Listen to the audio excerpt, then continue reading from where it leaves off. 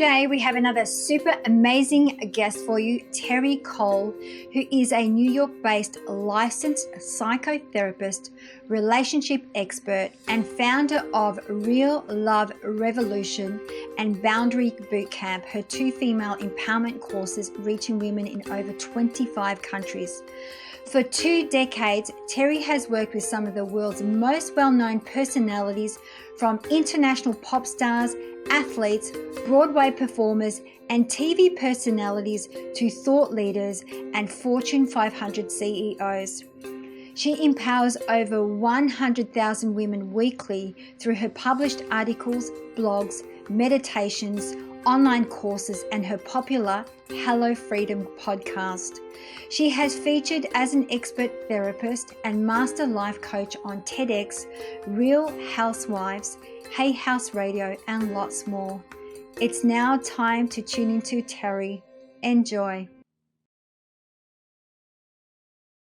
Well, I'm super excited with this guest today because I've actually had the pleasure of spending and investing some time with Terri. We've got Terri Cole. Welcome to the Radical Shift Summit. Well, thanks, Kath. So we always love to start with the juicy story. So Terri, what is your unique story and how did you get to where you are today? How much time do we have? As much as you like.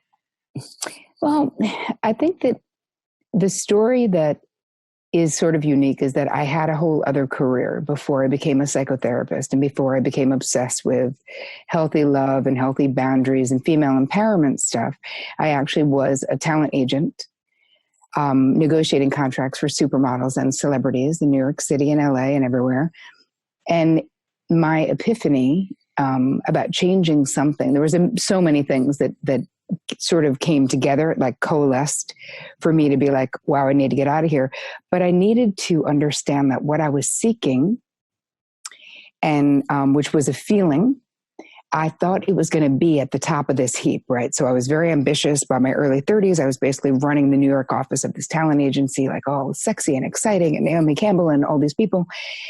And every next place, I kept thinking, well, when I get to this point, and I'm totally going to feel the way I want to feel, definitely, I would get to that point and be like, nope. Okay.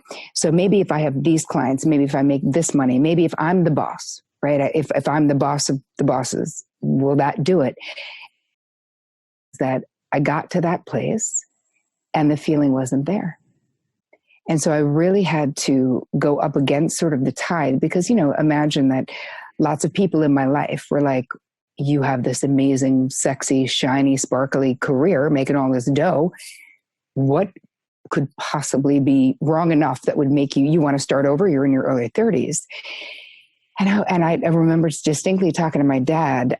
He is now deceased, but at the time he was alive, obviously. And he was saying, I don't get it. I don't understand. It sounds weird. Literally, those are his words. And I said, Dad, what's kind of amazing about me being grown up is that you don't have to get it. I'll make a simple request that you respect and, honor what I'm choosing for myself. But I don't need anything from you. I don't need money. I don't need anything. But I would love for you to support me because here's the thing. It may sound weird to you, but I'm not happy. Like I'm not fulfilled doing this regardless of what other people think, even you, Dad. Right? Like it's my life and I need to feel like I'm adding value or whatever it was. And so much of it was that I had been on my own psychological journey throughout that time, many years of therapy. I stopped drinking. Like there were all of these things. And so I got to a point and I was like, oh, this is not what it's about. Like what it's about is I want to add value. I want other women who are in the pain that I was in to learn that there's a different way of doing it and that we can learn new skills and we can learn language. And it doesn't matter what like cards you were dealt, so to speak. I had this whole personal epiphany that like, not only do I not need those cards, I could be like, hey, I don't even like this friggin' game. Like I'm changing the whole thing. Going to be. And that I was so lit up by the possibilities that opened up for me when I realized it didn't matter what happened in my family before, or how many alcoholics there were, or or that I had gone down this road of this career for almost a decade. That I wouldn't be admitting I was failing. This would be me having the next adventure, the next right action in my life was changing and doing something. So I went back to school, and I really went to like a crappy undergraduate school. So like I had some nerve. I applied to one grad school, NYU. I was like, if I don't get in, I guess I'll do something else. But, you know, and listen, I applied before I quit my job, obviously. And I actually stayed on with that job, working remotely for the entire time that I was in grad school, which is insane, but I did. Because everything is possible if you think that it is. So I don't know, I feel like that's kind of my unique story to get to how I ended up here. And it was really through, I mean, I probably knew that I should leave entertainment, or knew that I wanted to, for about 3 years before I actually had the big enough ovaries to actually do it.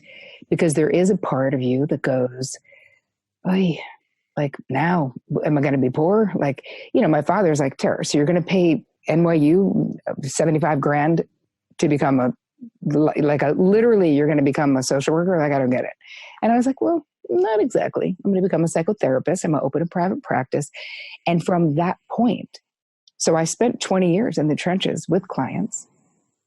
And from that is how my brand, my public brand, was born, because I was so lit up about what I was doing and seeing women transform their lives. And when I say transform, what I mean is go from feeling unsatisfied, frustrated, in pain, to feeling satisfied, self-determined, right? We're self-contained. Like, I can change my life, but it's my choice to do so. You know, as my mother would say, she has this on her refrigerator, please don't blame me for your failures, and I won't take credit for your accomplishments. And this is just what we want in life, is to be self-determined. And I find that we're very pleasers, right? We have the disease to please, as Harriet Breaker coined. She wrote a book called Curing the People-Pleasing Syndrome. And she called it having the disease to please. And I'm like, oh my God, it's still so relevant today. Anyway, long way around the barn. That's my story. So how does I'm relating to what you're saying. I love the story, but how does one create strong boundaries? And because I'm a people pleaser, I'm a recovering people pleaser, and I find my default position is to say yes to others and not even consider me in the equation. So how do we women, and I see that more so in women, not saying that men don't, of course, but how do we build strong boundaries? Well, the first we have to sort of back into, why does no one even teach us what boundaries are? Why do we not even know what they are? Because if you asked anyone, and any of the people who are listening right now, like, what are boundaries? There are so many myths out there about what it is. So I like Brene Brown's, she's got a super simple version, right? Her explanation of boundaries is letting people know what is okay with you and what is not okay with you. So we'll go on that simple definition, because that's pretty much what it is. Why is it so hard? Why do we not know it? Well, we have other training that is in play. We have other things that have happened in our lives. We're socialized a particular way, right? We are women, traditionally, if we're talking about heteronormative gender stuff, you know, we are the bridgers, the assuagers, the soothers of like everyone and everything. So you can go into a room and you can just scan. Like, we know, I want to make sure that you have what you need, and that you have what you need, and that everyone has what they need. And then in the end, you're like, wow, guess what? Nothing left in the bucket for me. I'm exhausted. And then if we go down that road, what happens? We're pissed. The martyr syndrome, the victim syndrome, there are all these things that happen because there are so many myths around boundaries. So let's move into what they are. So obviously, the simple version from Brene, what's okay, what's not okay, that's one. There's so much more than that. Obviously, I teach an entire course on boundaries, right? There's so much more. But I think before we can get to how do you do it, we really have to look at why we relate to people when it comes to boundaries the way that we do. So I always teach, and in the course we teach about your downloaded boundary blueprint, basically. So perhaps you had a mom who was a real people pleaser, or a dad, somebody who taught you about the auto yes that you were just describing before, where when someone wants something, or if you can help someone, you should say yes. This is what we consider societally what has been known to be feminine, what is known to be, this is female, this is like, we're Mama Earth, we're all these things. Now, a lot of that is changing, thank God, because of what's going on in the world, and Me Too, and politics, and okay, good. But that doesn't help those of us who have already been trained with this misinformation around our rights and obligations in our relationships. So for me, what shifted in my personal growth was when I understood from a brilliant psychotherapist who I've been seeing for many years that saying yes when I really felt no or wanted to say no was not only not nice, it was really simply being dishonest. And so that was a real wake-up call for me, because I didn't want to see myself as being I was like, ew. That sounds so much worse than me thinking, I'm just nice like that. We just like to think we're like, Mother Teresa. But the reality, when I got what was really going on, and then through the therapeutic process, and then through hundreds of my own clients, thousands probably at this point, we saw that the way that it plays out when you say yes, when you want to say no, when you overcommit, when you overfunction, when you overgive, which is what so many of the women in my tribe, right? They identify with my work because this is what they're doing in their life. What we're really doing is we're setting up the people in our lives and our relationships to fail, because we're giving them misinformation, right? They don't know what's true because we're trying to be nice. So now we're continually giving them bad intel about what's true for us and what's real. And then we're like, why don't they know? Well, they don't know because you're lying. So that's one way of looking at it. It's true. And then we have all these lies we tell ourselves, like, well, any decent person would know that that's just obvious, that they should do this thing that I want them to do, that they're not reading my mind to do. No, not really. So there has to be the willingness to take responsibility for our happiness. And it's not just getting our needs met, right? It's about letting our preferences be known. And the earlier we do that in relationships, the more authentic those relationships are. We also have to be able to accept someone else's no, someone else's boundary, without being like, they're rejecting me. It's just like feeling devastated. Because it's interesting. It's like when I teach this course on boundaries, there's a lot of focus on like boundary bullies and other people who are like trying to trample on your boundaries. But then what we really reveal by like week 4 or 5 is that many of the women in the courses are like, oh, I'm kind of actually a boundary bully. So what is this connected to? And I don't want to get to, I want to answer the question. I think I am. I'm not sure, but am I answering the question? Yeah, absolutely. Okay, great. Just making sure. Just if I go too far out, just reel me back in. I'm really into this. This is awesome. And I'm actually, I've got some questions that is resonating. So keep going. Cool. What ends up happening is we end up in that state of being angry and being bitter. And the real question, and the thing that shifted me personally, is if we never let anyone authentically know us, how can anyone ever authentically love us? So it's not always looking out at like the people, like what are the people doing? And if my partner were just different, he or she were different, then it would all be fine. It's looking at our part of this dance, learning how to change our moves, right? What are we going to do that is different than what we're doing now? But the first and foremost is you have to understand where you are not drawing boundaries and cut yourself slack as to why, right? There's so many reasons why we don't. The myths about boundaries. If you think of someone and they have great boundaries, what do you think of? Just those of you listening right now, watching, what do you think of? Oh, she's got great boundaries. So does that make you think she's a bitch? She's hard. She's demanding. She's bossy. Because there's a lot of myths around having good boundaries. And the reality is that you can draw boundaries with ease, with grace, and with love when appropriate, right? Not when not, but yeah. And the more you do it, the less catastrophic or confrontational any of it needs to be. The problem is that we wait so long, we hit a tipping point, and then we're like, I will just be torching the village now because I've waited way too long to tell anyone that I'm pissed off about anything. And then finally you're just like, everyone's going down because of this. It's so true. So there's a couple of things out of this. So as I'm listening to what you were saying, it was because I'm a big people pleaser. You're depriving others of learning as well, aren't you? Because you're always doing things for them. And then I'm thinking about what boundaries am I pushing because I want to please others. So when you talk about boundary bully, that's what made me reflect on.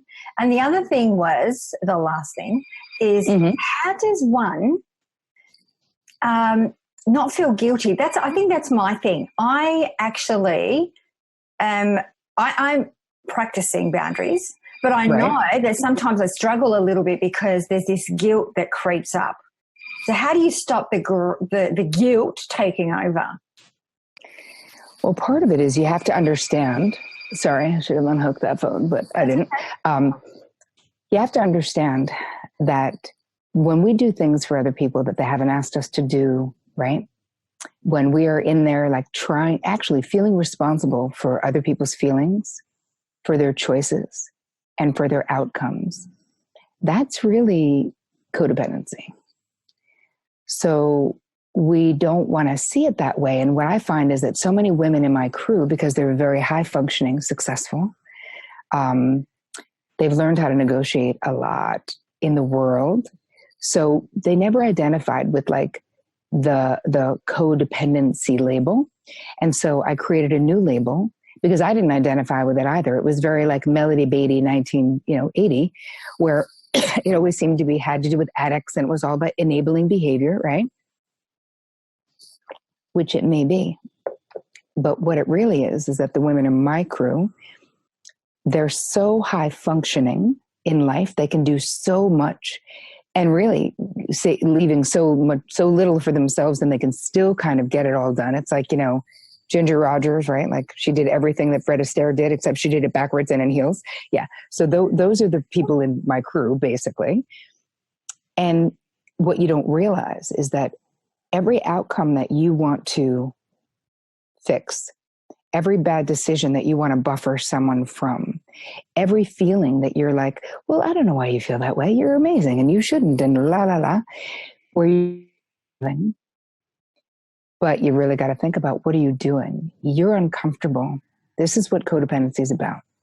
It's all about covertly trying to control circumstances and people and outcomes. So wow, that impacts our boundaries, right? That impacts what we see as boundaries. So one major part of what we do in the course and the things that I talk about is you have to understand, what is your side of the street? What is someone else's side of the street? And we've got to get rid of the illusion that me overgiving, overdoing, when I go to a potluck and they say, bring one thing and I bring 7, and then they're not grateful enough. And I'm like, she was kind of a bitch because she wasn't even that thankful.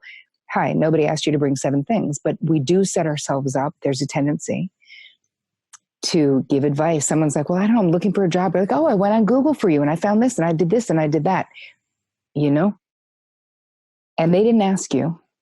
And then if they don't take your advice, here's another sort of pitfall of the whole high functioning codependency stuff is that, we'll spend our time giving people our counsel, giving people our ideas and our thoughts.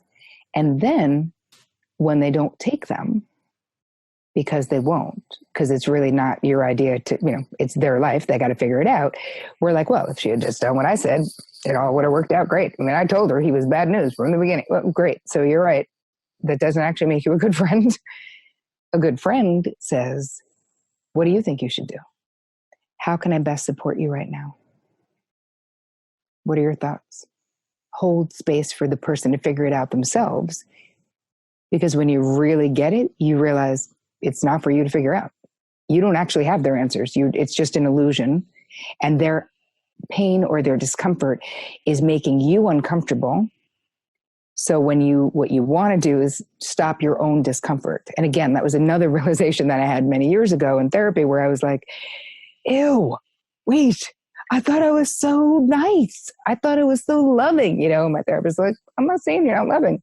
I'm just saying, like, what's really happening is you want this person who you think their life is a hot mess, disaster train heading for hell. You want them to just stop making bad choices. Yeah, I do. But it's not for you. So what do? How do you protect yourself from those things? Don't take on other people's stuff. Realize that they're on their own path and that you don't know what lessons they need to learn in this life and the format those lessons are going to come in. And really, we could be like, we're blocking not just the evolution of the other person by doing this. And listen, they're colluding because they're 50% of the dance that you're doing with them, sure. But importantly, it stunts the growth of your relationships.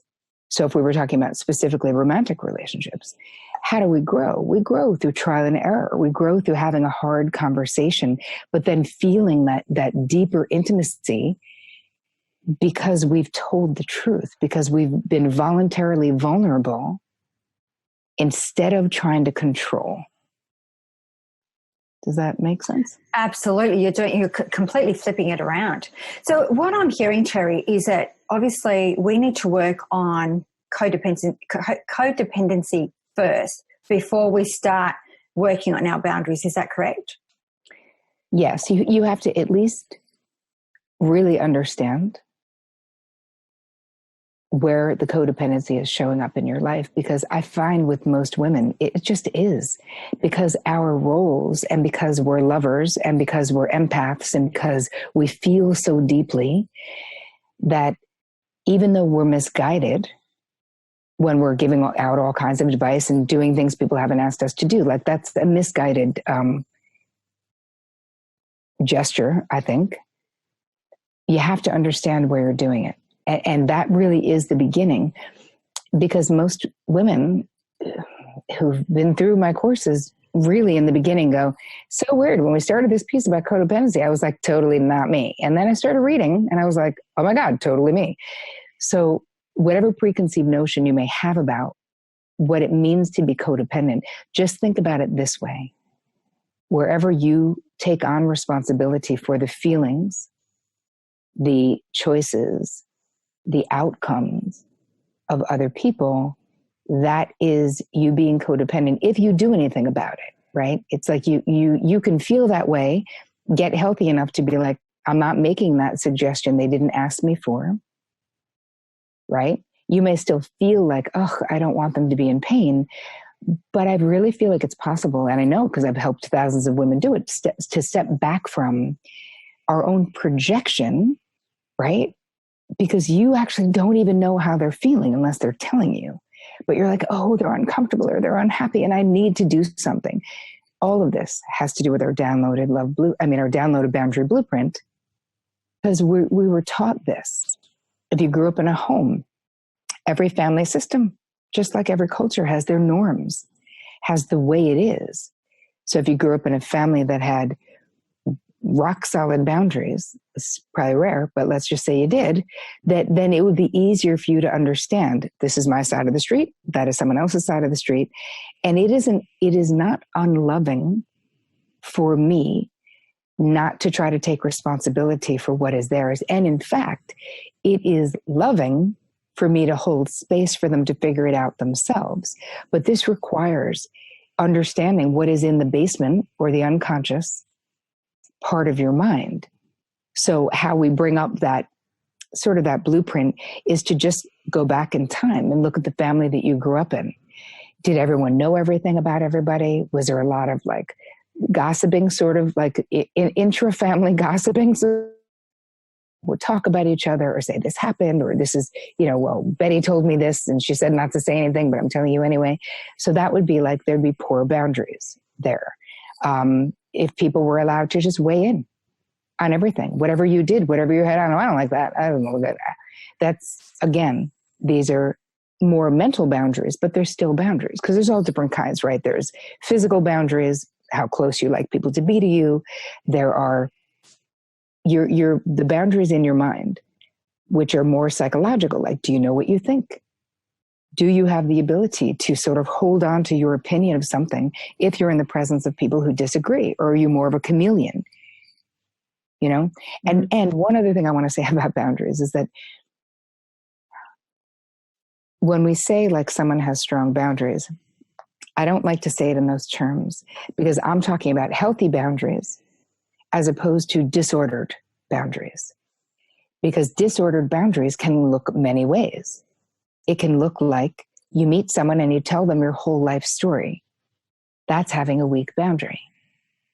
It can look like you having someone who you consider your best friend for 20 years, but you never tell them how you really feel about things. That's having disordered boundaries. So it doesn't all look the same, like where we might have the image like, oh, if she has strong boundaries, that means she's like, no way, nobody can come in. Not necessarily, because disordered boundaries are the things that get in the way of us creating deeply intimate relationships, having deep self-knowledge, right? So they don't all look the same because we're all so incredibly unique. So boundaries, and I think that sometimes I know somebody that comes to mind when you were asking about, can you kind of think of someone with strong boundaries, and they are really good in a work environment, career environment, very successful woman, but in her relationship, completely the opposite. Mm-hmm. So how does that work? How does that, you can switch it on in one area of your life and then in the other area of your life, it just doesn't exist? It's actually very common. And it's very common with the women in my tribe because they've figured out, they're very smart. They're, a lot of them, very perfectionistic, and they'll do more work than anyone else to like understand the game. Like what is success? How do I do it? And many of them had these perfectionist traits as children, where the repetition in psychotherapy, we talk about repeating things, right? So Freud would call it repetition compulsion within family systems. I've sort of taken that concept, though. I'm sure Freud won't matter because he's dead, but and basically expanded it, because what I've seen over 22 years of having a private practice and being in the trenches with clients is that we especially tend to repeat unsatisfying relationship patterns, which include your boundary patterns, what you think it looks like. Right? So you have some people who think that boundaries in a relationship shouldn't exist, right? Because their view of healthy love is like people who are touched and like one. No, like in real life, like actual healthiness, we need two people who like are healthy, and then we come together and have something awesome. If people, you complete me and all this other crap. I mean, listen, that's for movies and that's cool, but it's in real life. Yeah, no. In real life, I see you as a beautiful bundt cake, let's say, and you are perfectly awesome with a cup of tea or by yourself. Let's say a great relationship is like icing maybe on that bundt cake. That could be sweet and delicious as well, but it's not mandatory. And so I think that there's so much identification with being married and wanting or being partnered, but wanting the other person to do everything so that it's like perfect, and it just doesn't exist. Just doesn't.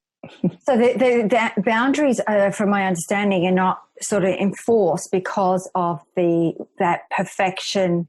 To have a perfect relationship, that's the driving force. It's the higher need than what the boundaries are. Is that correct? Well, it's a lot of things. That's one thing. Part of it is we're super influenced by the families we grew up in. So if let's say there were violence in the home that you grew up in, that's a physical boundary violation, right? So if that happened in your life, if you had that experience,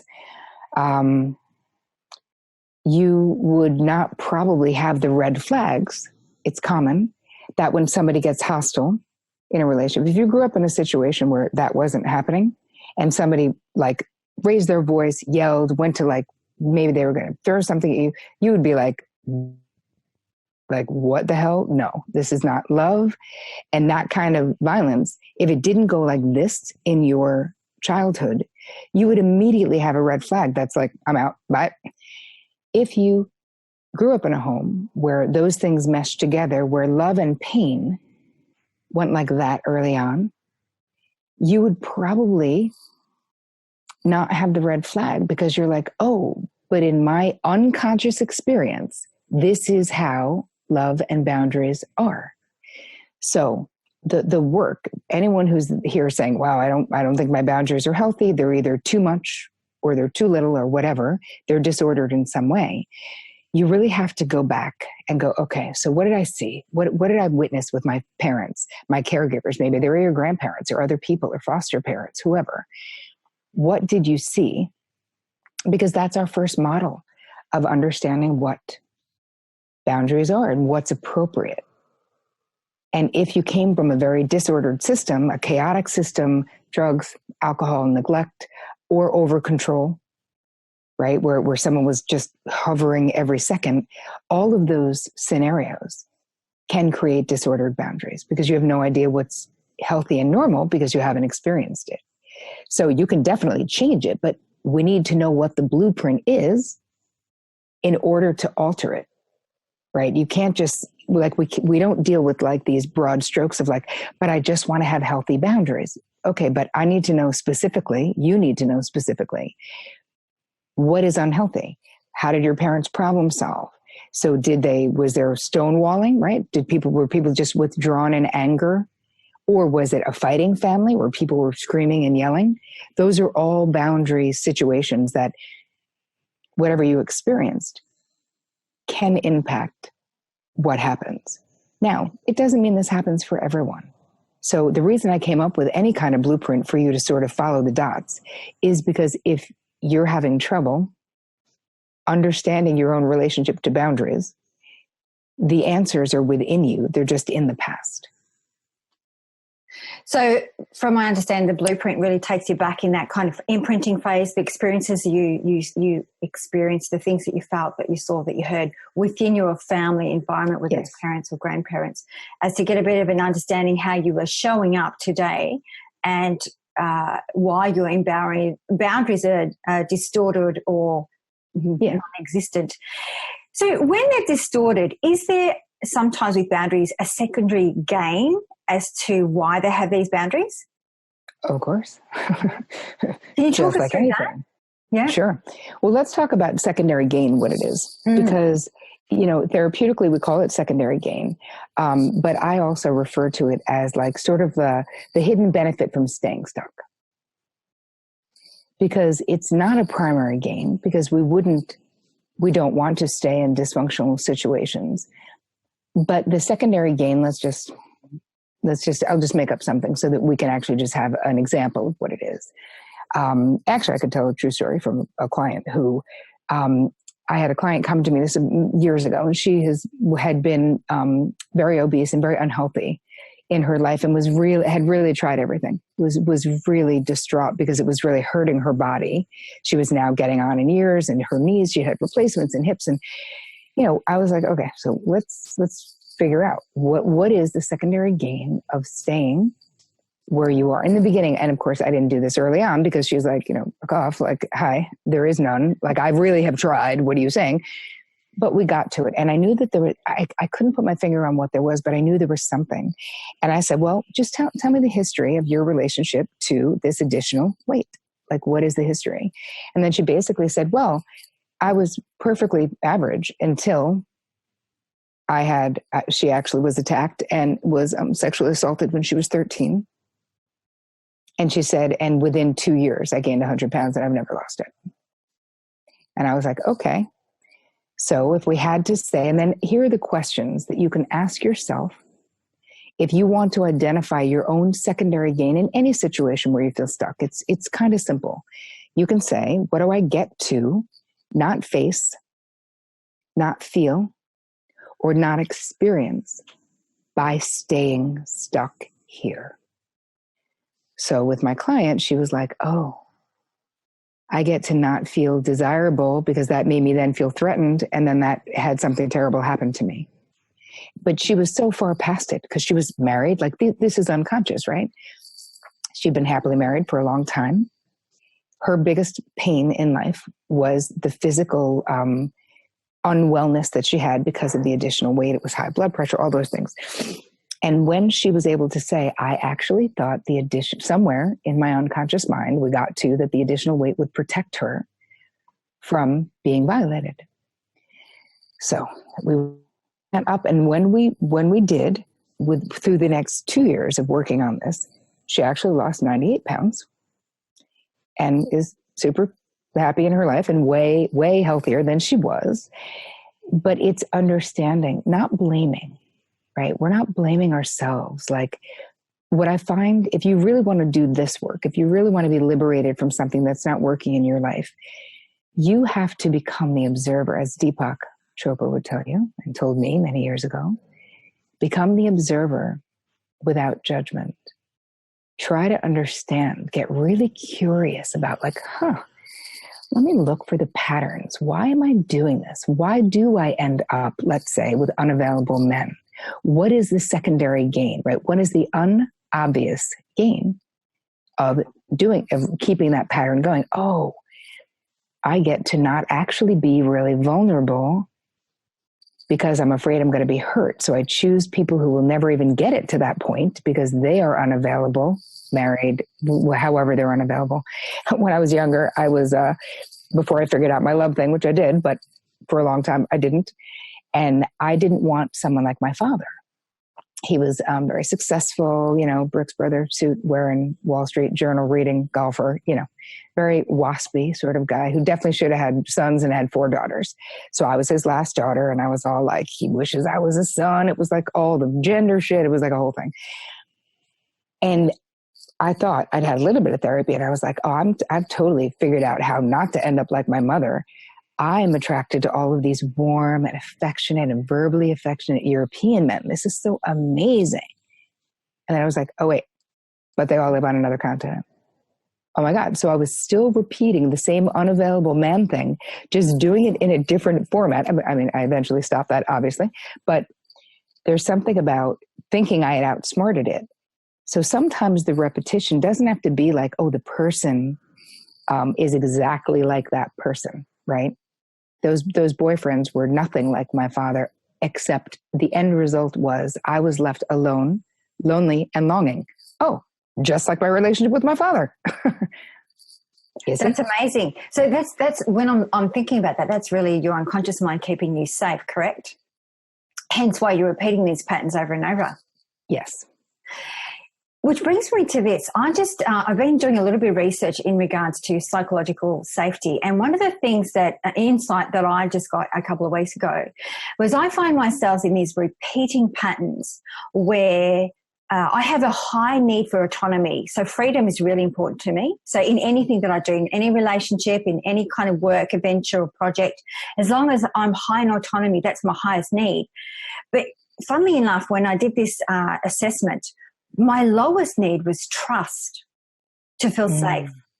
So this was like an insight for me because now I know why I'm attracting these untrustworthy people into my life because it's not a high need.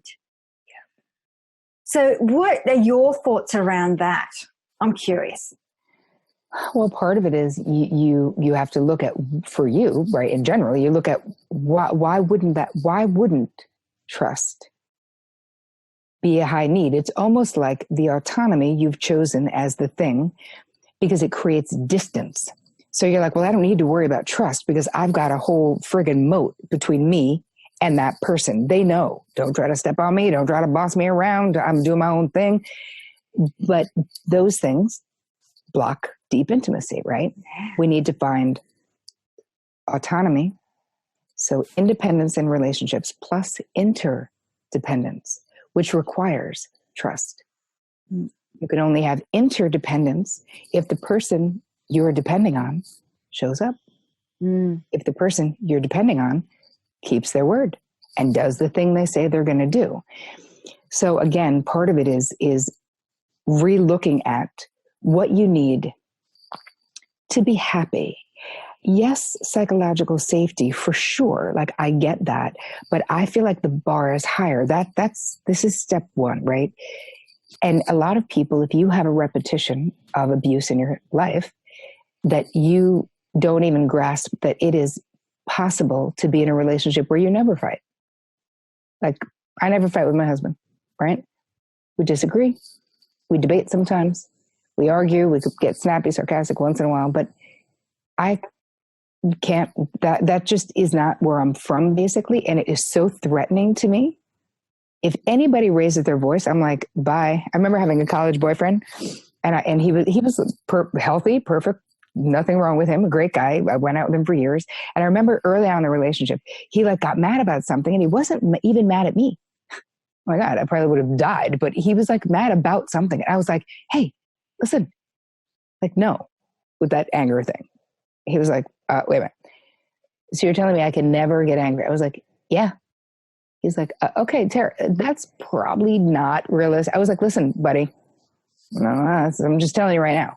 You could save that for somewhere else. Like I was so threatened because of my lack of exposure to healthy anger that I was like, if anyone raises their voice, I mean, my experience was my parents had one conversation I overheard once. The next day my father moved out, my parents got divorced. Okay. Somebody raises their voice, even a little bit, things die, right? This was the imprint that I had as a child. And so it took years, of course. I mean, my poor college boyfriend, I tortured him. But I mean, obviously, I'm fine with normal anger now. But these are all the things that you discover when you do these different blueprints from the past. So you'll have a lot of therapists who are like really into like, let's just linger in like when you were 8 years old. I'm definitely not one of those people. All I care about from your past is anything that is still charged, that is negatively impacting your ability right now to create the life you want. That's it. And there's ways to find out what that is, what those things are. I mean, of course, in the courses I do, there's a process, but just being aware. When you become the observer, when you go, I really like got mad at that situation, whatever it was, then you have to say, what was that about? If I weren't judging and if I were the other person wrong and like, well, they're just an idiot, what would I be learning about myself? So I give the 3 questions, right? And I could just tell you, and I feel like we might have talked about this last time we were together, that if you want to understand something from the past that might be influencing negatively your behavior in the present in your relationships, this is called having a transference, right? So we're basically transferring this charged material from over here, and then we're like, over here in real life right now. But real life right now might not really, this big explosion might not be appropriate for what's happening. The person's like, hello, what are you so mad about? I don't even get it. So the way that you can sort of understand is just asking yourself the 3 cues, which are 3 questions, which are, who does this person remind me of? Where have I felt like this before? And why is this dynamic, sort of the way we're interacting with each other, why is that familiar? Is it someone who you're trying to talk and they keep cutting you off? And if you were to ask yourself, why is that dynamic familiar? You could say, oh my gosh, when my parents fought, my mother would do that to my father. Okay, good. So now we're starting to understand why it might be so hot for you. And then when you realize, oh, I get that there's something happening. There's something from the past that is still being that's still fueling my behavior in the present. Then we have the mindfulness, right? The present moment consciousness to be able to say, oh, but what's weird is that like my coworker is not my dad and I'm not my mom. So there's probably a better way that I can figure this out. You can make a simple request. Oh, hey, Bob, do me a favor. I'm not done with what I was saying. So can you please wait, just resist putting in your 2 cents until I'm done. I would super appreciate that. Like there are ways to, with kindness, I'd like to make a simple request that you wait to give your input until I'm done. So Bob, can we agree that you'll wait? Bob will be like, oh, okay. Or maybe not, but it's learning the words instead of exploding, or instead of just being like, Bob's an a-hole, like I hate Bob, right? That we could do that too, but there's no progress because the common denominator in your life is you. It's not Bob. It's not the best friend. It's not the bad boyfriend or girlfriend who betrayed you. You are the common denominator. And when you can figure that out and go, oh, this is a repeating pattern. Like I'm seeing a pattern. Instead of going, I have no idea why, go, oh, how is it familiar? Did I see this somewhere else? And that's the beginning of having conscious choice instead of being in this unsatisfying repetition. So that takes a lot of practice. And I'm thinking, how does one do that, being everything's so fast, everything's fast paced, to be mindful, to be present, to be able to do that? What are your tricks? Listen, I've had a crap ton of therapy. So personally, I've had decades, 30 years probably of therapy, maybe more actually. So part of it is looking at your mental health as important as every other part of your health, right? If you knew that committing to becoming like an expert on you through therapy, courses, whatever, that would lessen the suffering that you experience and like exponentially increase your joy, would you do it? So how do we slow things down? I have a dedicated meditation practice, right? Because this creates about 2 seconds of response time. So instead of always reacting, for me, and I was such a type A psycho when I started meditating many years ago, where I tried for like a decade and failed every single time until I actually met Deepak Chopra, David Simon, David G, all these people from the Chopra Center. And that was really this massive pivot in my own transformation, because it was such a natural shift. Once I practiced daily, right? So it's a daily discipline, and it doesn't have to be that long. You can start. In fact, can I say what I'm giving them? Oh, absolutely you can. It's going to be on your page. Go for it. Right on. So I'm giving, because I want all of you who are watching and listening to have these 2 seconds of response time so you can stop apologizing so much. I'm gifting you a very beautiful guided meditation that I created for you that is called the Guilt-Free Guided Meditation. So it's a way to plant some seeds in your unconscious and your conscious mind about your rights and or your obligation to say no when you feel no, to be honest about your limitations, to prioritize your preference and let people know what that is. So anyway, it will be on the page. Catherine's nice enough to say I can give you a little gift, but I think that you guys, I hope that you will love it and use it. And that can be the beginning. If you don't have a practice, it's about 10 minutes. So all you need to do is have a butt and a pillow, and you can be a meditator. Just hit play and let me guide you and see how that feels. So back to trying to answer the question, which is, I created internal space by having a dedicated meditation practice. Within that internal space, my teacher, David G, would tell you that meditation, because I remember when I first learned, I was like, what's supposed to happen, teacher, when I'm meditating? Like, what's supposed to be going on? And he was like, nothing. I was like, perfect, because nothing's happening. So maybe I'm doing it right.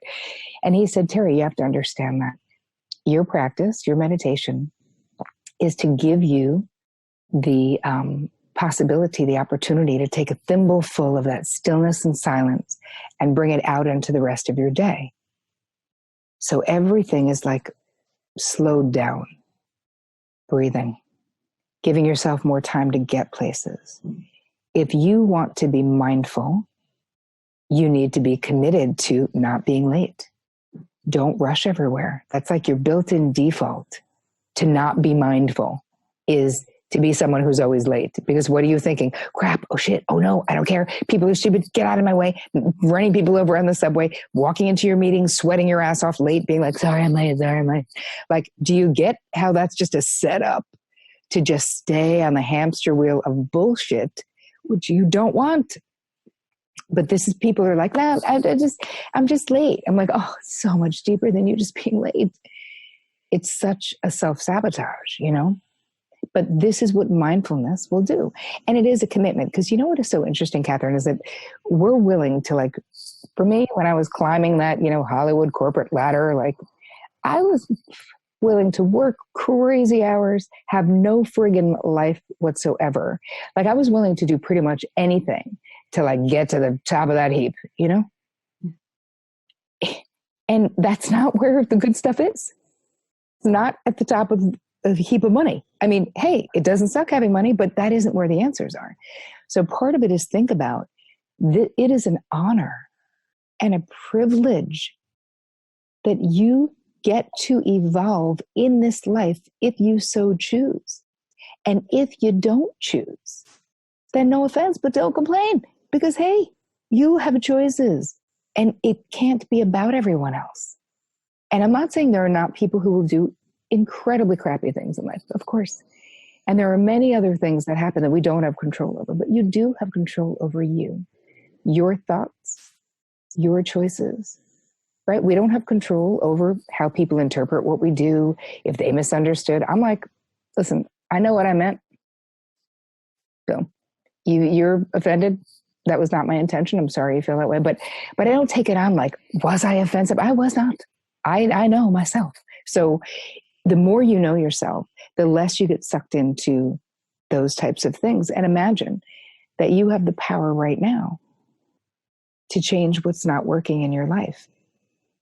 You know, and it's not like anyone's your guru, not me, not Catherine, nobody else, right?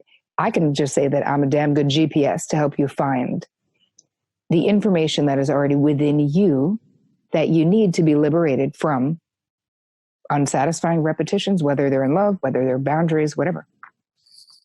Oh, I love the whole analogy of you being our perfect GPS.